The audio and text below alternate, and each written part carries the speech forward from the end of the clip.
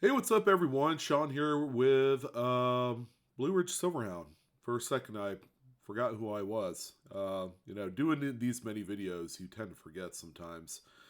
Uh, yeah. Well, anyways, Monday market report. 4 days late. Sorry about that. This is for the week ending September 15, 2024. So that day was this past Sunday. That marks the end of the Great Collection selling week for the items of that week. So we're going to take a look and see what has really shaped the market here in the last 7 days during that week, and kind of assess where that market is kind of moving. Uh, no denying, we are heading into what is known as the busiest time of the year. Now, it doesn't typically end from September to December. Usually, it goes beyond that into the new year. I would say sometime in March, things kind of wane down a little bit. Like they do every year. We've seen strong performances even beyond the month of March, but overall, I'd say since the pandemic, and that we're running almost 5 years here, folks, of that time period. It's a blur, to be honest. Um, the market has been rather robust. Activity in bidding has been at all new highs. More people entering the hobby, entering registry, set collecting. These are a couple of indices within numismatics that's showing a lot of strength, and we're not going to see that change anytime soon. Now, the top end, top flight coins are performing very well. What can we say about the lower tier stuff, the more common material? Well, they're still being purchased, but maybe not at the level that some would expect for them to go for. And that's why there is still some hot pockets in various areas at the lower tier of grading of some of these coins that are still quite affordable today. And, you can make the argument that you could see this at just about every single series in US type. So, something to keep in mind as we kind of go through and look at the coins that have sold here. These represent kind of the best of the best, the top pops, the big key date chasers and things like that. Um, so we're going to take a look at all this material here momentarily.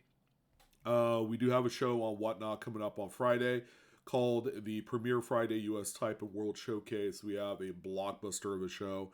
We also have the September Showdown event that's continuing all month long. And we will do an updated leaderboard to illustrate what the top 10, folks that have bought the most amount of items, because each item equates to one entry into that September Showdown giveaway event. So we're going to take a look at that here on Friday, just kind of assess where we're at. We're going to be 2/3 of the way through the month, so I'll give some folks a little perspective on where they sit.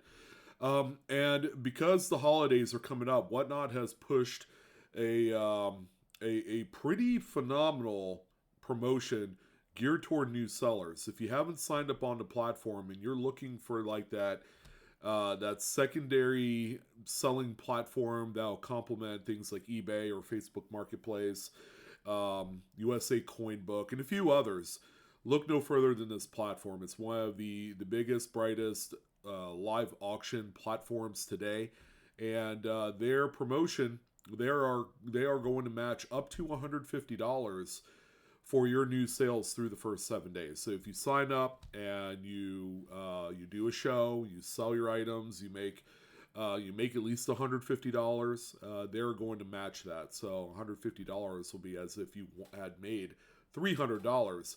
It's a great promotion. Kickstarts a lot of new sellers. We've actually had a few new sellers sign up during this promotional event, and it's a limited time only. Right now, there is no definitive end date for this promo, but I wouldn't wait too long if you wanted to join and then do this for yourself. So come join today. I'll have my referral link not only to join as a seller, but also as a buyer. Again, we have this great promotion running all month. We have the rewards program also running all throughout the month and next month and the month after that.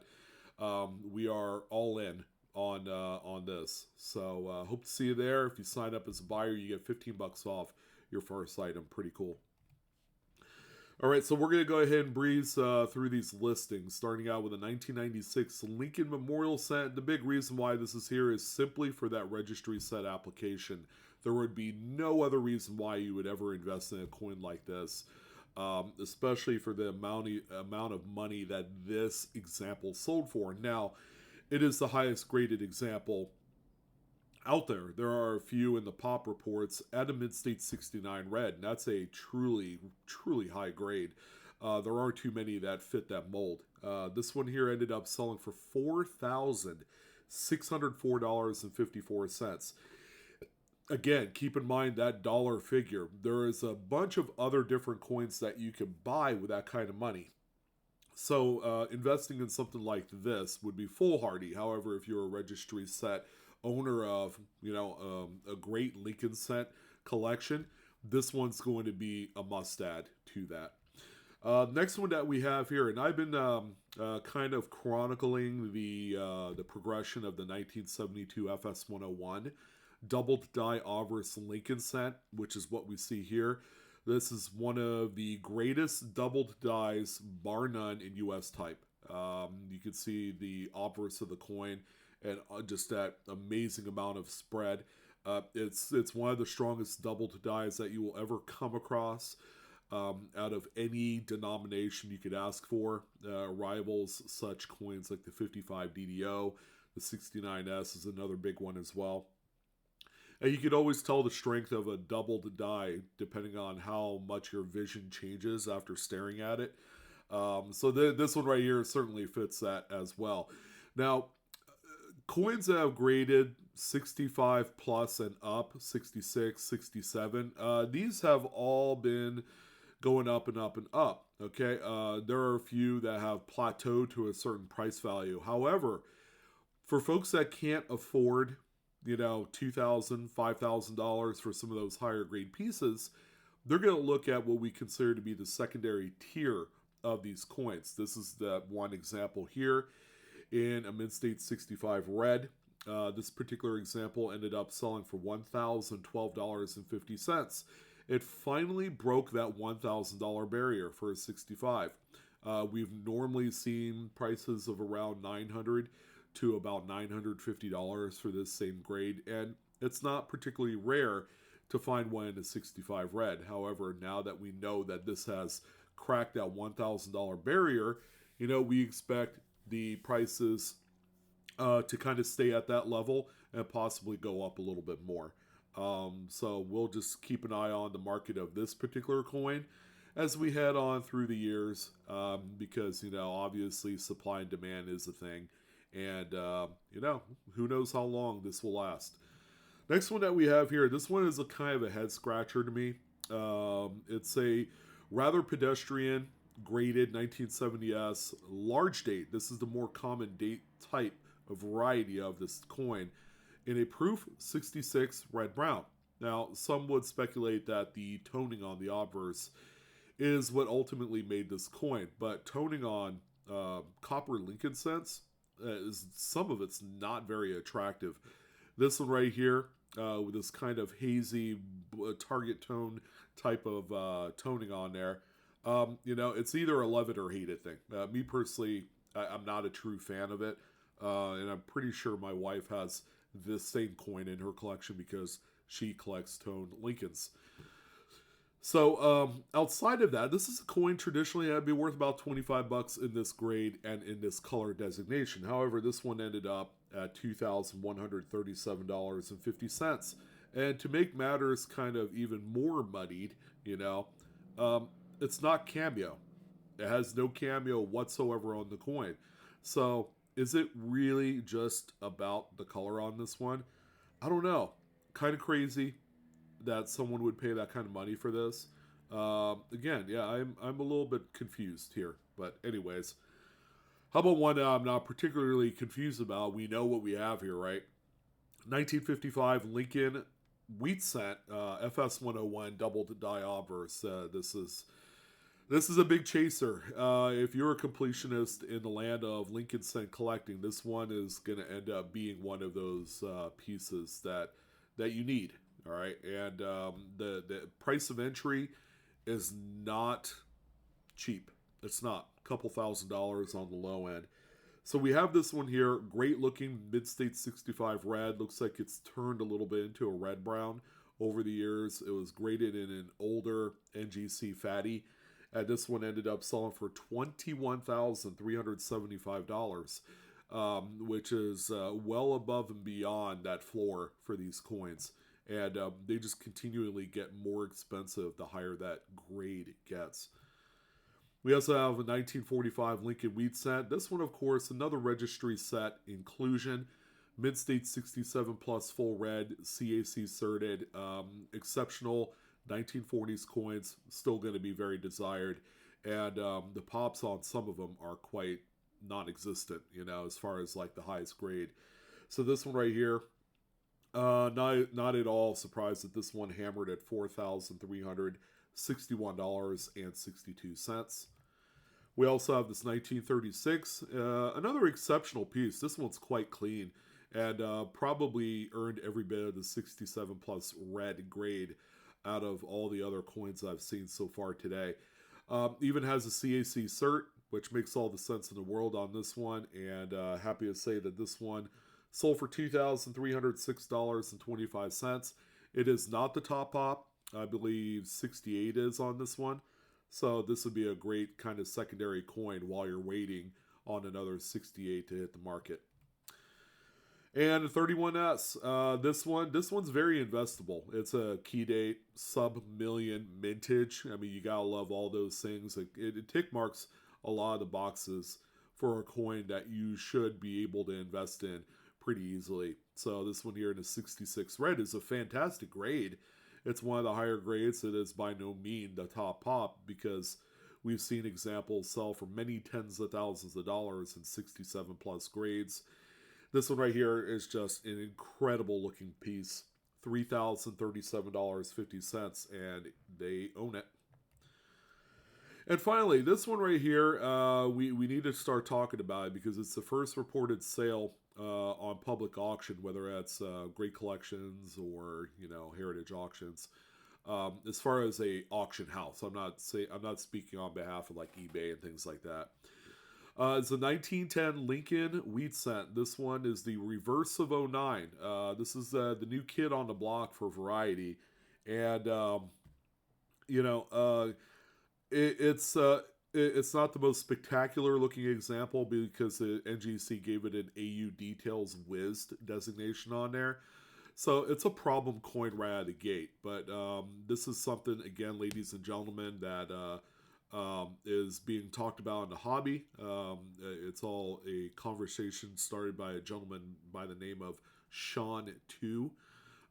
Spelled SHAWN, and he had written a book about the rabbit hole of 1909 Lincoln cents and the eventual tie-in to the 1910 Lincoln Wheat Cent with this really cool reverse die pairing.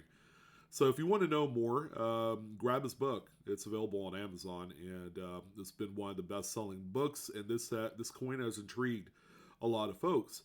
So with that being said, NGC is the only company as of now that's grading these. I think maybe Annex might be also grading these. PCGS, not yet. So this particular coin right here ended up selling for only $483.75. However, if we end up seeing one of these in mid-state with that reverse of 09 designation on there, that's going to really set, a precedence of the market on these. And I have a feeling that it's not going to be cheap. There's going to be a fair amount of these that are going to be pursued at the highest grades. So, as of right now, the search is on for some of those higher graded specimens, and oftentimes some of those higher graded pieces have been long ignored for many years. So, now is the time to dust off your 1910. It doesn't matter what grade it is. If a coin like this could sell for almost $500, then you can make the argument that a lot of other pieces, especially in like XF condition that are straight graded probably would be kind of similar in price to what this one sold for, and that says a lot about this particular type. People love transitional varieties, and I'm happy to see this one finally hit the list. All right, 1958, Jefferson Nickle. Yeah, we kind of hit the reset button when this one came along and sold here in the past week. This one is a PCGS Mid-State 66 Plus with full steps. All right, it's an attractive coin, albeit very light on the luster side, which is kind of par for the course of these coins. However, we cannot forget the importance of really nice, well-struck 1950s nickels, and there's a good amount of them that are quite rare. And hopefully this coin will help open that door once again. I know there have been a few people that have talked about Jefferson Nickles with full steps lately, and just really kind of honing in on a few of those key dates from the 50s and 60s that really shape the top end of the mark for these. So this particular one right here sold for $5,512.50. Pretty nice sum of cash for a coin that was minted quite heavily, yet the quality was non-existent. So great little chase right here, and I'm happy to say BU rolls of 58s in today's market that are sealed, will command about 10, 12 bucks on average. We have some really pretty buffaloes, okay? And one question I had, it was quite a while ago, probably over the summer. Are non-Cherry Picker's Guide varieties desired in the marketplace? And if so, who should I grade it with? Now, the good news here is that the secondary tier of varieties, whether those are RPMs or double to dies, NGC can grade them under their Varieties Plus program, which is a secondary tier, and they have them all designated as well by number. So this one right here is a 37S over S variety. Okay, it's nice. It's not the strongest. It's not like a 36S over S FS 501, not by a long shot. This one here is the VP 001. Yeah, it's only NGC that does the VP varieties on these, and it's a mid-state 67. So it's a very exceptional high-grade piece. Shocker with this one, $1,968.75 for the sale, and there are none finer. This is the top sole finest coin right here. And when was the last time we've seen a three-legged buffalo with some tone color to it? Well, now you have. Here's one here. There's a few scratches, by the way, on the plastic of that PCGS holder, as evidenced by the Indian's cheek there. But what we have here, three-legged buffalo, very discernible. It's that over-polished die that created this beast, and it's a mid-state 63. With some originality. Good to see. This one ended at $4,873.62. And here's the other big dog right here. Probably more scarce, more rare than the 3070 three-legged buffalo. And that's the 36D 3.5 leg buffalo. As you can tell on this one, same deal here. Over a braided die on that foreleg on Mr. Black Diamond guy on the reverse. And you also see some weakening on that back leg as well. So they kind of go hand in hand. But yeah, this one right here, ladies and gents, is quite scarce across all grades, more so than the 3070. Quite frankly, I think this one is a bigger chase, and it's probably more fun too, right? I kind of compare this one to the 42 over 1 Mercury dime, but the Denver minted version, and its brother in the 42 over 1 Philly, which is just lights out. So this one right here ended at, and it's an XF40, by the way, XF40 grade, very well circulated, $2,137.50. If this coin was graded the same as the previous one, the 3070 and the 63, we're probably talking about a $10,000 coin here. That's how much more scarce this one is. And then finally, another one to be on the lookout for, because this is very findable without a readable date. However, this one does have a partial date, and if you want the coin to sell for more money than you would imagine, it has to have a little bit of a date on there. All right, because you can see the doubling. So this is the FS 101 1916 doubled die obverse Buffalo nickel. Also has the doubled feathers on the end in there, and that's the one big spot to look for on dateless examples. The dateless ones that grade, like good 6 and things like that, they still sell for like $1,500.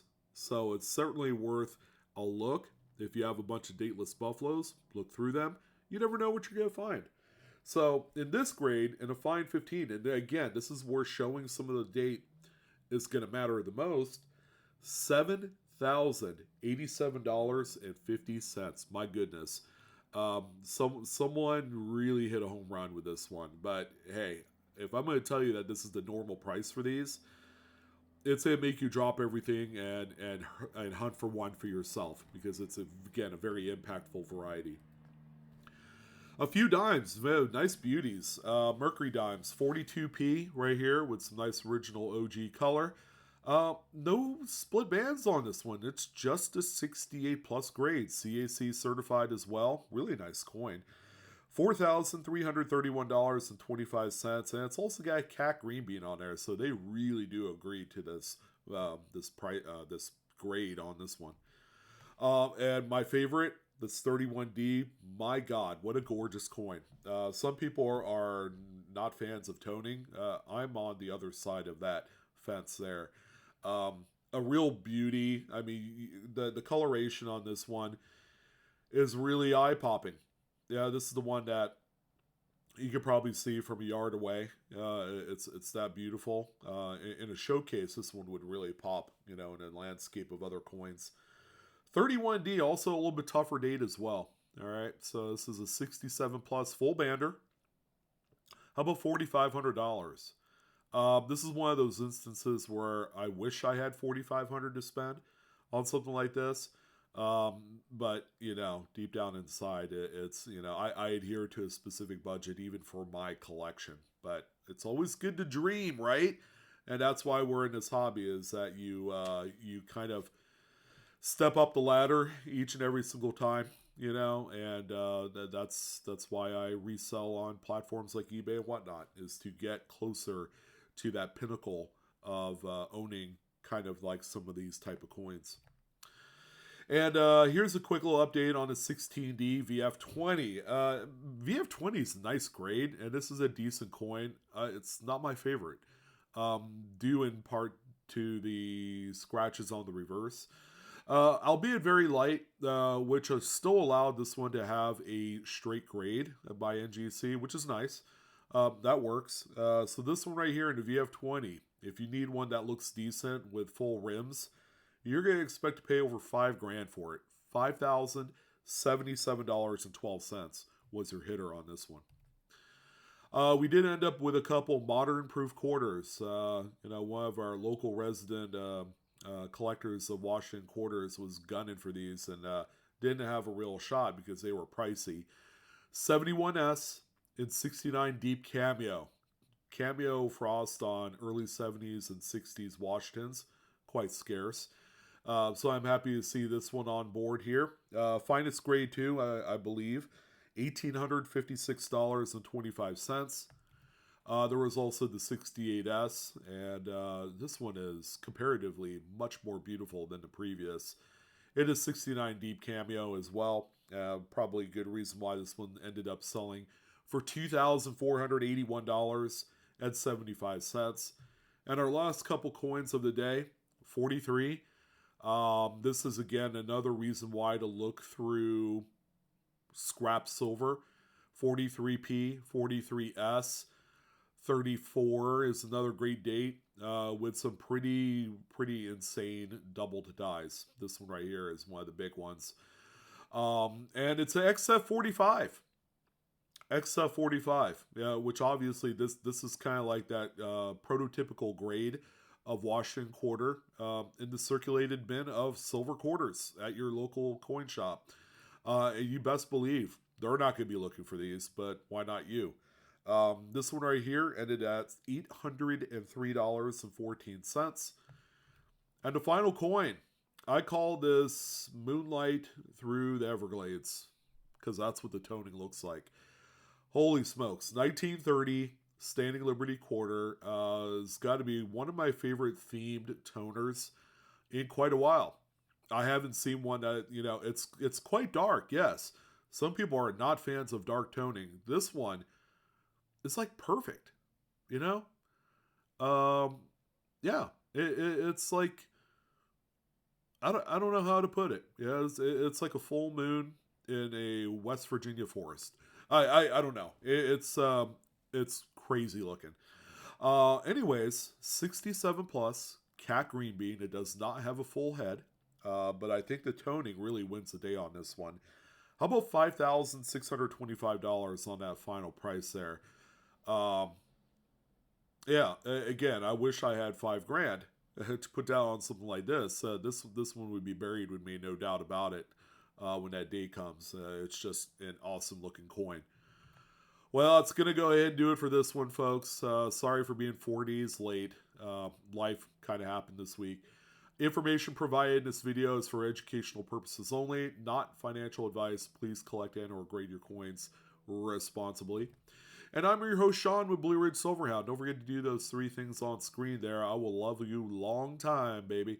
And I hope you guys are enjoying the hobby as much as I am. We're going to be back with more market recap videos and other great news around the hobby. So I hope to see you there. So you guys take care. Have a great day. And I'll see you on the next coin video.